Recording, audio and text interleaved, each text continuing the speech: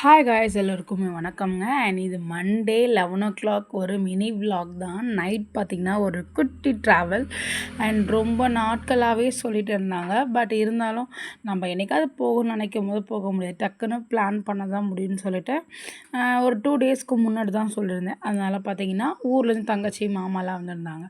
So எல்லாம் ஃபேமிலியாக ஒரு குட்டி ட்ரிப் மாதிரி போகிற மாதிரி தான். இந்த ட்ராவல் பார்த்திங்கன்னா 2 ட்ரெயின் நம்ம மாறுற மாதிரி இருந்தது. ஸோ அதனால் 11 மணிக்கு ட்ரெயின் பிடிக்கலான்னு நினச்சோம். பட் நாங்கள் ரயில்வே ஸ்டேஷன் போகும்போதே 11:15 ஆயிடுச்சு.